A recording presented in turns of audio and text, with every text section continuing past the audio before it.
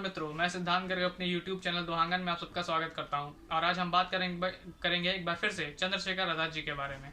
कि और पुराने वीडियो में हमने बात की थी कि उनका जन्म कहाँ हुआ था, उनके प्रारंभिक जीवन के बारे में बात की थी और उनका नाम आज़ाद कैसे पड़ा उस बारे में बात की थी। और आज हम बात करेंगे कि उन्होंने देश को आज़ाद कराने में अपनी क्या भूमिका निभाई और उन्होंने देश को आज़ाद कराने के लिए क्या क्या देश के लिए किया। और जैसे बहुत सारी चीज़ों को उन्होंने अंजाम दिया, जैसे काकोरी कांड में, लाहौर कॉन्स्पिरेसी केस, और उनकी और जो लॉर्ड इरविन की ट्रेन पे बॉम्बिंग हुई उसके बारे में बात वो हुआ। तो ऐसे ऐसी सारी चीज़ें हुई और उन्होंने ये सारी चीज़ों का अंजाम दिया। तो हम चलिए शुरू करते हैं।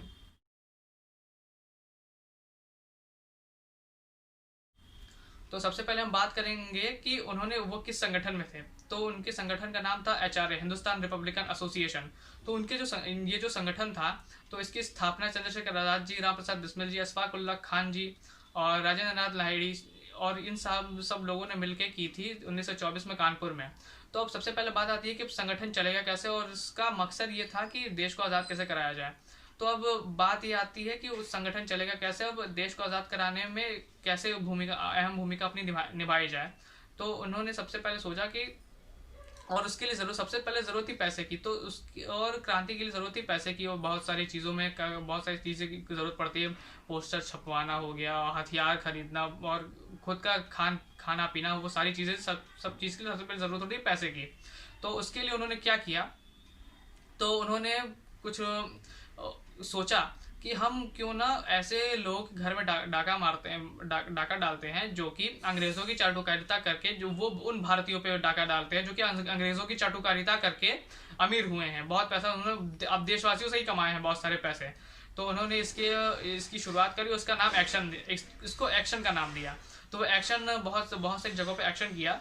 तो लेकिन इसका दुष्प्रभाव ये पड़ा कि जो डकैत लोग थे उन्होंने इसका बहुत फ़ायदा उठाया। और उससे ये हुआ कि जो डकैत लोग थे आम जनता से को ही लूटना शुरू कर दिया, आम जनता को।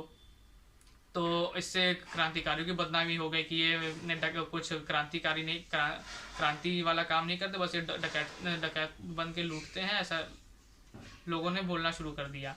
तो उन्होंने फिर इस काम को बंद कर दिया, एक्शन के काम को बंद कर दिया। फिर उन्होंने सोचा कि क्यों एक ऐसा बड़ा हाथ मारा जाए कि अपना काम काफ़ी लंबे समय तक चले। तो उन्होंने ये सोचा कि अब हम काकोरी कांड को अंजाम देंगे, काकोरी ट्रेन डकैती। तो इसकी शुरुआत हुई, इस प्लानिंग शुरू हुई अप्रैल में और ये कांड हुआ, काकोरी कांड हुआ 9 अगस्त 1925 को। तो धीरे धीरे करके इसकी शुरुआत हुई और हथियार जर्मनी से हथियार खरीदे गए, मतलब कुछ क्रांतिकारी वहाँ पे भी थे। तो जर्मन माउजर आई, 2500 के लगभग जर्मन माउजर आई और सिर्फ 4 इस्तेमाल हुई, जिसमें सिर्फ 4। और उसमें उस माउजर की खासियत है कि उसके बट में जो रिंग लगी होती, तो अगर उसको खींच के बड़ा कर दो पूरी राइफल का काम करती थी। उस समय काफ़ी वो एडवांस थी, उस समय के हिसाब से काफ़ी एडवांस मानी जाती थी।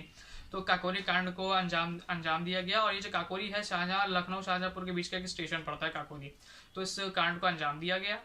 उसके बाद ये होता है कि सारे क्रांतिकारी पकड़े जाते हैं, क्योंकि वहाँ पे एक भूल से किसी की शॉल छूट जाती, किसी क्रांतिकारी की शॉल छूट जाती, तो पुलिस सूंघते सूंघते धीरे धीरे सब सारे क्रांतिकारी को पकड़ लेते और बचता कौन है, सिर्फ चंद्रशेखर आज़ाद जी। उन्होंने क्योंकि कसम खाई थी कि हम आज़ाद हैं और आज़ादी रहेंगे, उन्हें कसम खाई थी।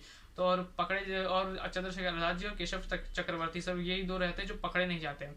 फिर उसके बाद जो फिर उनका मिलना होता है और भगत सिंह जी से मिलना होता है। उसके बाद एचआरए बनता है, HSRA, Hindustan socialist Republican association बनता है, साइमन कमीशन के समय की 1928 के लगभग की ये बात है। उसके बाद लाला लाजपत राय जी की हत्या हो जाती है। तो फिर वो ये लोग तय करते हैं कि हम जिन्होंने हत्या की उसको मारेंगे, स्कॉट को मारेंगे। तो गलती से सॉन्डर्स की मृत्यु हो जाती है।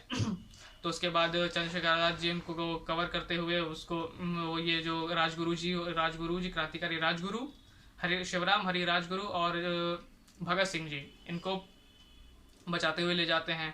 फिर उसके बाद इन्होंने तय किया कि अब हम लॉर्ड इरविन की ट्रेन पे भी बमबारी करेंगे, तो वो भी होता है। फिर जब इनके मृत्यु का समय धीरे धीरे करीब आ जाता है, वो होता है 1931 का समय, जब भगत सिंह जी को फांसी होनी होती है मार्च में, इनकी मृत्यु होती है फरवरी में। तो होता ये है कि जब ये अपने दोस्त सुखदेव राज के साथ इलाहाबाद के अल्फ्रेड पार्क में बैठे होते हैं। तो फिर ये इनके दल में एक सदस्य होता है जिसका नाम रहता है वीरभद्र तिवारी। वो गद्दारी कर देता है और बता देता है कि ये चंद्रशेखर आजाद जी कहाँ पे हैं। तो केवल चंद्रशेखर आजाद जी को पकड़ने के लिए 80 पुलिस अधिकारी और 100 सिपाही पूरे अल्फ्रेड पार्क को घेर लेते हैं। उसके बाद ये होता है कि जो पुलिस अधिकारी रहता है जिसका नाम रहता है जॉन नॉट बावर, तो वो कहता है इसके पास मत जाना, अगर इसके पास जाओगे तो इसका निशाना बहुत अचूक है, तुम्हें एक बार में ही मार देगा। तो ऐसा होता भी और 6 सिपाहियों को एक एक बार में मार देते हैं। उसके बाद केवल एक गोली इनके पास बचती है। जब एक गोली बचती है तो समझ नहीं आता कि अब क्या करें। अब उन्हें लगता है हमें खुद को ही मारना पड़ेगा। फिर वो भारत माता की जय वंदे मातरम बोल के बस ये कहते हैं कि क्षमा करना मेरी माँ, बस इतना ही कर्ज उतार पाया तेरा, इतना ही सेवा कर पाया। उसके बाद वो खुद को मार देते हैं, खुद को सिर पे गोली, वो खुद को एक गोली वो अपने पास अलग से रखते हैं। अगर कभी ऐसा पल आए कि आप पकड़े जाने वाले हैं तो वो गोली उठाएंगे और खुद को ही मार देंगे। फिर ऐसा क्षण उस दिन आ ही जाता है 27 फरवरी 1931। तो फिर वो खुद को मार देते हैं। उसके बाद ये होता है कि अंग्रेज उनके पास जाने से डरते, क्या पता ये बच तो नहीं गया, लेकिन होता ये है कि वो आज़ाद जी उस दिन शहीद हो जाते हैं। उन्होंने खुद को गोली मारी और मरते दम तक ही आज़ाद रहे। बहुत बहुत धन्यवाद आप सबका। अगर आपको ये वीडियो पसंद आता है तो उसको लाइक करें, शेयर करें, सब्सक्राइब जरूर करें। बहुत बहुत धन्यवाद। जय हिंद, वंदे मातरम।